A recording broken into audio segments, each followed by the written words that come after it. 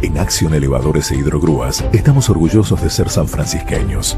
Orgullosos por facilitar los trabajos en altura y el manejo de carga con eficiencia y seguridad. De generar trabajo de calidad con tecnología 4.0 y de exportar nuestro trabajo a más de 20 países. Orgullosos de trabajar con los emprendedores, las instituciones y los clubes locales. Estamos orgullosos de cumplir nuestra misión de crecer y hacer crecer, apuntando cada vez más alto desde nuestra ciudad. Acción. Elevadores e Hidrogrúas.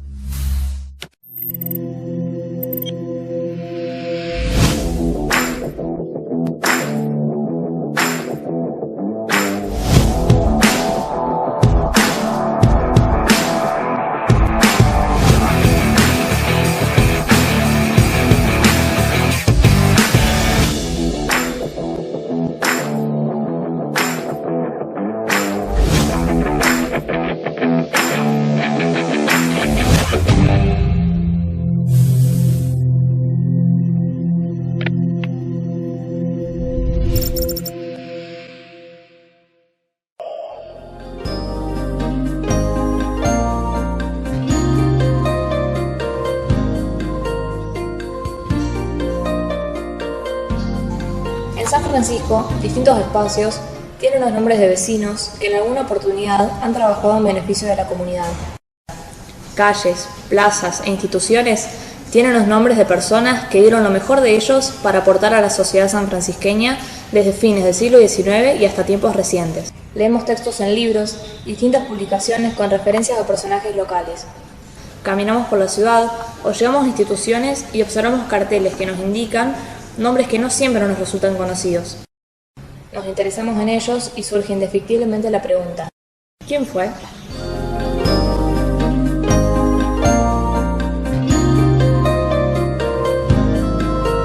Arturo Tagliaretti tuvo una vida a favor de la solidaridad. Había nacido en Cañada de Gómez en 1893 y se radicó en San Francisco en el año 1913, cuando fundó una empresa dedicada a la industrialización del cuero. Se casó con Cecilia Ducó, mujer dedicada a las obras de beneficencia que siempre acompañó las acciones solidarias de su esposo. Tagliaretti fue industrial, filántropo, concejal entre 1928 y 1930, promotor de la Junta del Trabajo que concretó la Casa del Niño, gestor y realizador luego del Hogar de Ancianos de Enrique J. Carrá. También dio su aporte a la Escuela Sarmiento y a la Escuela del Trabajo. Fue dirigente del Centro Comercial, Industrial y de la Propiedad, del Sport Automóvil Club y presidente del directorio del Banco de la Provincia de Córdoba. Cuando falleció el 31 de diciembre de 1960, se destacó que Arturo Tagliaretti nació pobre. No encontró el camino hecho.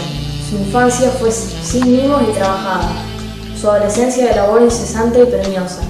No se rebeló por ello contra el mundo, su organización social y su ley.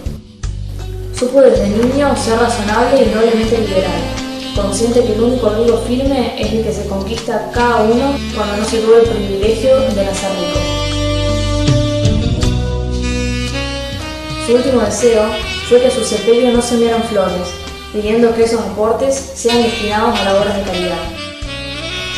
Cumpliendo con ello, su viuda Celia Ducó de Tagliaretti donó al hospital, al Hogar de Ancianos y a la Casa del Niño más de 70.000 pesos que se recibieron de aportes de personas que quisieron cumplir con la última voluntad de Tagliaretti.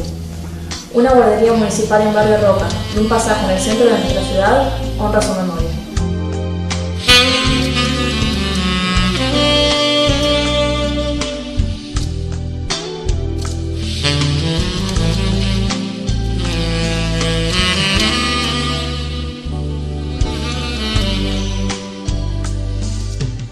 En este bloque de huellas vamos a abordar un tema que tiene que ver con la política, tiene que ver más precisamente con la militancia juvenil en la política. Militancia juvenil desarrollada allá por los años 50, mediados de los años 50.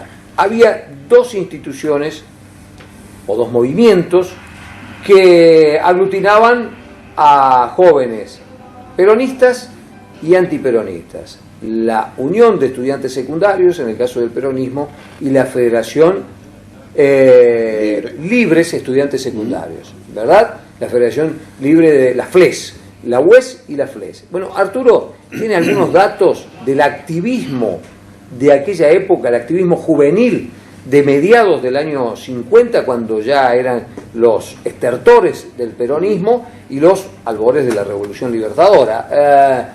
Arturo, contanos un poco, ¿había organizaciones juveniles funcionando en San Francisco que replicaban organizaciones nacionales? Por supuesto. A nivel nacional, lo que comienza formándose primero es la UES, la Unión de Estudiantes Secundarios, que contaba con el aval del gobierno peronista, claro, sí, de entonces. Y como contrapartida de ello, como dijiste vos recién, surge la Federación Libre de Estudiantes Secundarios, que agrupaba a los jóvenes que no tenían militancia dentro del peronismo, no simpatizaban con el peronismo, generalmente o principalmente provenientes del radicalismo. Claro, que eran las dos fuerzas antagónicas de aquel momento. Del momento. Sí, entonces, acá en San Francisco, un poco tardíamente, pero en el 17 de abril de 1955 se forma... 55, ya a pocos meses de la Revolución Libertadora. Sí, ya cuando el enfrentamiento fuera de los niveles estudiantiles, el enfrentamiento político del peronismo era muy fuerte con los partidos opositores, principalmente con el radicalismo y el comunismo. Pero también con parte de las Fuerzas Armadas. Con parte de las Fuerzas Armadas y con la Iglesia Católica. Y con la Iglesia Católica, porque ya se habían producido los eventos de la quema de las iglesias. No, eso fue en junio, 2 meses después de esto. Bien. Pero Bien. todo junto. Era todo todo es contemporáneo. Incluso la presencia de la iglesia aquí en San Francisco. Claro, y el bombardeo a Plaza de Mayo. En junio. Que también en junio, sí, claro, señor. Claro, primero está el intento de golpe de junio y luego sí el golpe efectivamente en septiembre, que se tiene como día del golpe el 16 de septiembre, pero fue una acción que duró varios días. Varios días. Perón no se va el 16 de septiembre, se va alrededor del 20. Sí, señor. Bien, volviendo a esto de San Francisco, es a la luz de los acontecimientos que se vivían a nivel nacional, surge primero, entonces, el 17 de abril de 1955, la Federación Libre de Estudiantes Secundarios, que tenía la característica de que unía a varones y a mujeres. La UES tenía la línea masculina y la línea femenina, como todo lo que organizó siempre el justicialismo. Estaba separado, ramas, la rama femenina y la rama... El presidente de la FLES en San Francisco se llamaba Osvaldo Rolando y tenía 18 años. Y el vicepresidente, Dante Maranzana, que tenía 20. Ellos se presentan en la sociedad sin un mensaje de oposición al peronismo, pero que de alguna manera hablaba de trabajar desde la familia, con la unión de los estudiantes en defensa de la educación, en fin, y sí defendían volver a la escuela de Sarmiento. Bien se sabe que durante el gobierno peronista... Un fuerte cuestionamiento a la educación impulsada por el peronismo. Claro, y a los contenidos de la educación. Y a los contenidos de la educación. El libro de Eva Perón... todos los libros justicialistas. Y todo lo demás, sí señor, claro. Que eran los libros de lectura incluso en libros las de lectura obligatorio. Sí, en las escuelas. En las escuelas. Entonces, eso es lo que plantean ellos y inmediatamente después surge la UES femenina, Unión de Estudiantes Secundarios, pero la línea femenina. Aparece antes que la masculina. Antes que la masculina. Y la presidenta... O sea que es como llamativo, ¿no? Gobierno peronista todavía, si bien ya... Con intendente peronista. Con un intendente peronista, pero la primera organización que tiene actuación pública a nivel juvenil es opositora. Es opositora. Bien. Réplica de la nacional y la provincial. Y entonces surge la UES femenina presidida por Laura Zabal. Laura Zabal era una alumna de la Escuela Profesional de Mujeres, una escuela formada dentro de la línea del justicialismo, se llamaba Hogar y Patria. Claro. Y que formaba a las mujeres para oficios y para tareas en su casa. Antecedente de la Bailón Sosa. El antecedente, sí, la escuela Bailón Sosa deriva hoy de lo que fue la escuela... De lo que fue la Hogar y Patria. Hogar y Patria, que en ese momento funcionaba en la escuela Núñez. La Hogar y Patria hasta los años 90 por lo menos. Sí, fue una escuela digamos que formó infinidad de mujeres en cuestiones de labores, tareas, de la casa, digamos, pero también se formaron infinidad de modistas y, claro, y creaba oficios. Exacto. Por eso era profesional de mujeres. Exactamente. ¿Bien? Y luego, con el paso del tiempo, se le pone el nombre de Pascual Bailón Sosa, es el IPEN actual, Bailón Sosa. Fíjate vos que el nombre Hogar y Patria incluso era un nombre impuesto desde el justicialismo, porque la cooperadora de la Escuela del Trabajo, a la cual durante el peronismo también se le cambia de nombre, se le saca Emilio Federico Olmo y se le pone Presidente Perón, tenía la cooperadora que generalmente en ningún lado tienen nombre, en la Escuela del Trabajo se llamaba Hogar y Patria. Mira vos, bien, bien interesante. Entonces, Federación Libre de Estudiantes Secundarios es la primera que aparece. Y la UES femenina, la segunda. UES femenina es la segunda.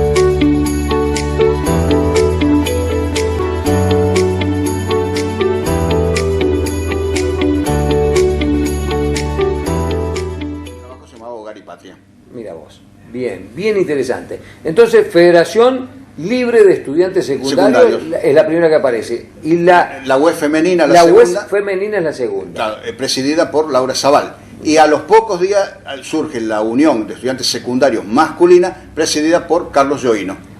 Carlos Lloino, que tuvo después la luego tuvo trayectoria dentro del peronismo y dentro de una comisión que se oponía a la obra de gas. El rol de todas estas agrupaciones estudiantiles era sumar gente, ¿no es cierto?, que estudiantes que se plegaban a lo que proclamaba una línea o la otra, pero no pasaban de eso, ¿no es cierto? Era simplemente una cuestión de retórica, de ir, ¿no es cierto?, no presentaban propuestas, nada. Sí, la Unión de Estudiantes Secundarios Masculina promovía la práctica de deporte intentó organizar algunas actividades deportivas. La UES tenía mucha figuración nacional en todo lo que era la organización de los campeonatos Evita. Claro. y ese Entonces, tipo en San Francisco, de que si bien se participaba, todas las escuelas participaban de los campeonatos Evita, incluso las entidades deportivas fuera de las escuelas también,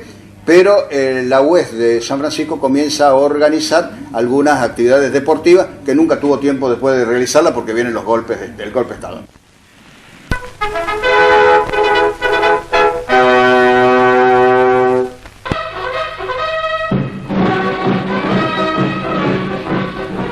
Proporciones imponentes asume el homenaje que el deporte argentino ofrece al general Perón con el auspicio y la organización magnífica de la Confederación Argentina de Deportes. Así, con la elocuencia de los hechos, norma inalterable en la nueva Argentina, el conductor recibe los testimonios de gratitud de los deportistas y de su pueblo. Su presencia es recibida con aclamaciones en... Respecto de la UES femenina, había muchos rumores en la época. Claro, con Perón. Con Perón, ¿no? Sí, con el Perón presidente. Y las jovencitas y todo lo demás. Pero eso era una cosa se especulaba mucho a nivel nacional. Es decir, posterior al golpe, bueno, surgen muchos de estos comentarios, ¿no es cierto? Que era, digamos, comidilla de la época. Sí, señor. El tema es que, ni bien surge la Federación Libre de Estudiantes Secundarios en San Francisco, la policía, manejada obviamente por el peronismo, hace allanamientos en las casas tanto de Rolando como de Maranzana, Se llevan materiales, una serie de elementos, lo detienen a Rolando y a Maranzana y detienen a otros jóvenes más que eran menores de edad, así que esos quedan enseguida en libertad, pero Osvaldo Rolando y Dante Maranzana quedan un tiempo más detenidos, algunas horas más. Luego los liberan.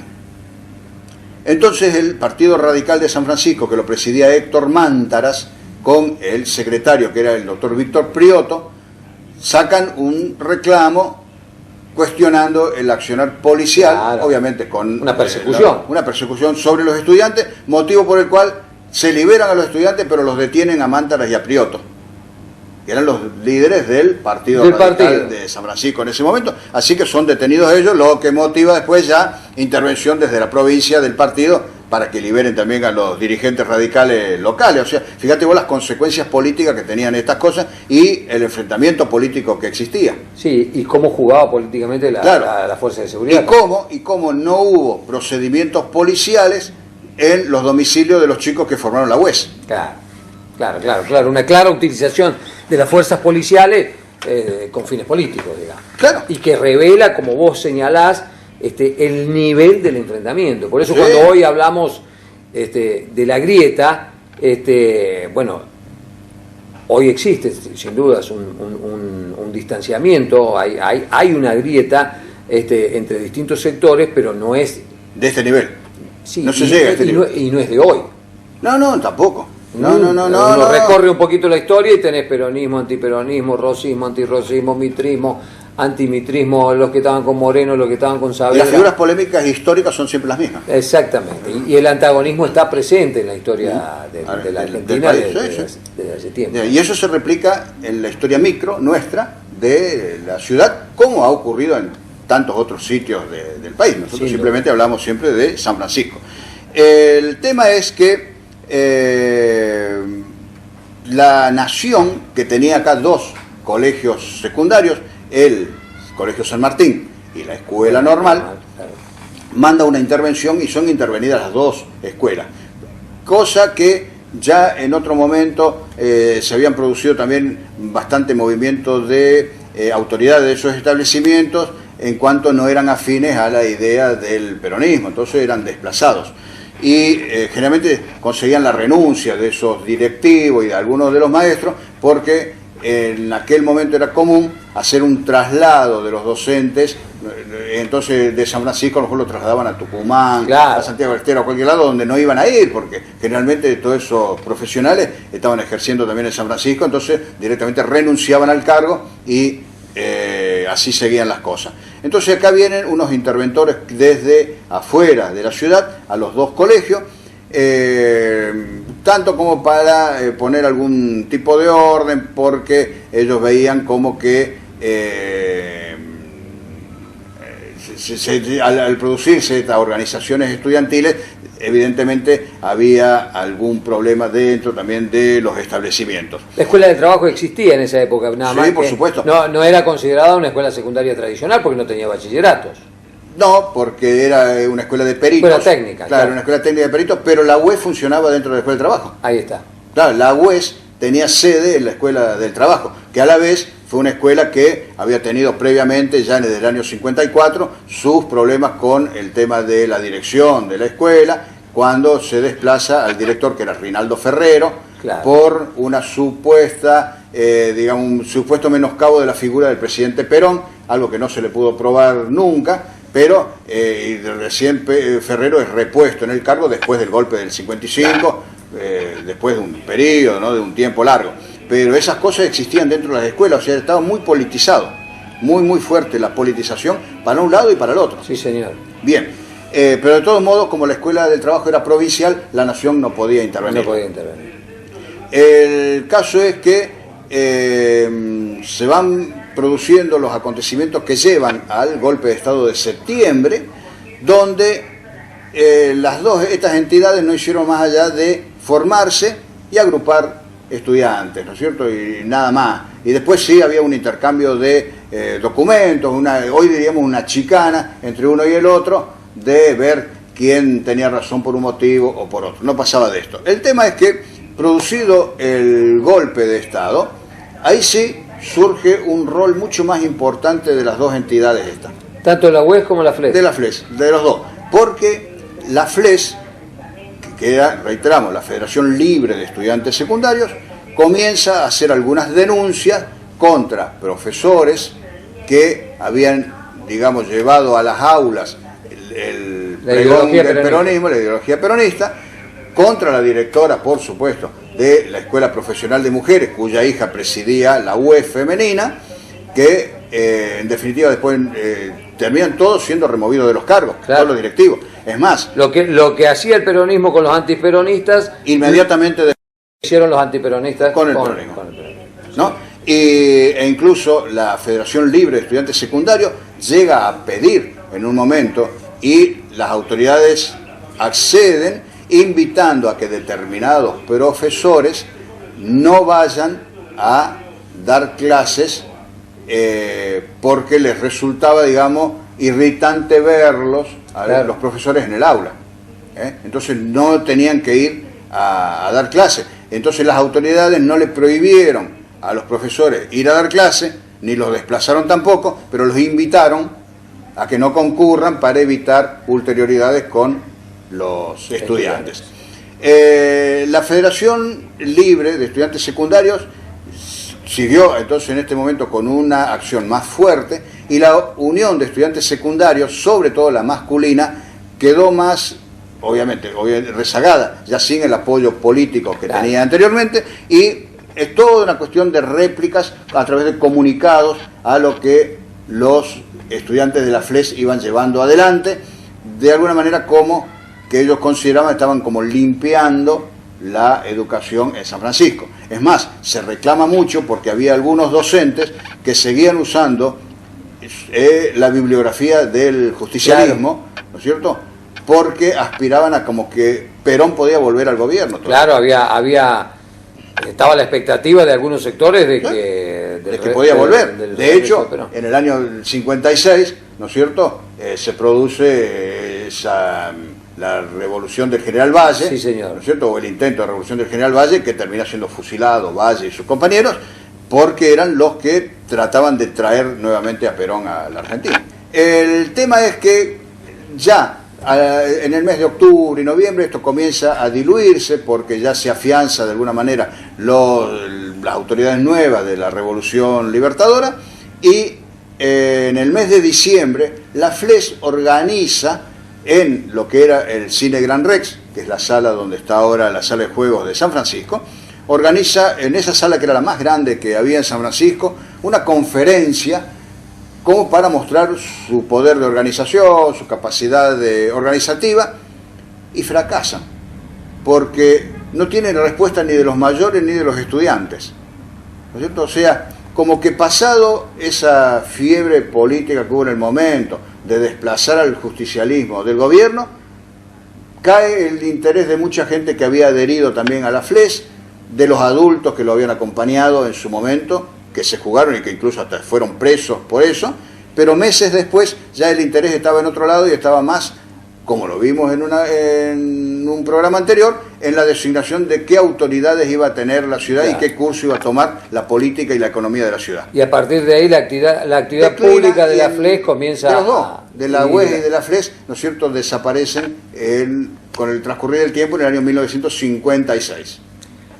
La militancia juvenil, las grietas de nuestra historia, gráficamente explicadas con lo que sucedía en la ciudad de San Francisco con estas dos organizaciones juveniles.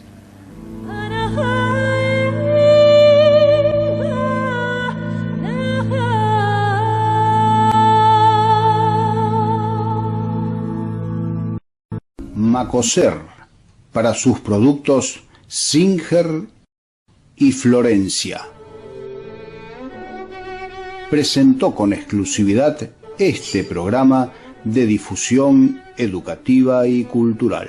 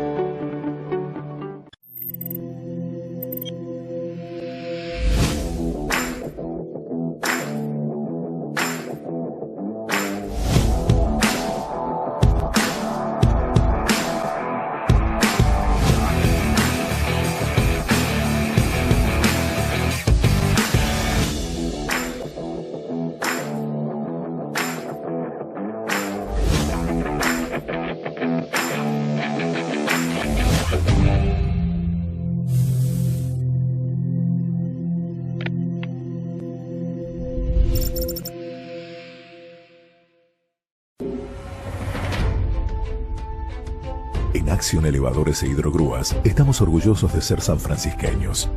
Orgullosos por facilitar los trabajos en altura y el manejo de carga con eficiencia y seguridad. De generar trabajo de calidad con tecnología 4.0 y de exportar nuestro trabajo a más de 20 países. Orgullosos de trabajar con los emprendedores, las instituciones y los clubes locales. Estamos orgullosos de cumplir nuestra misión de crecer y hacer crecer, apuntando cada vez más alto desde nuestra ciudad. Acción. Elevadores e Hidrogrúas.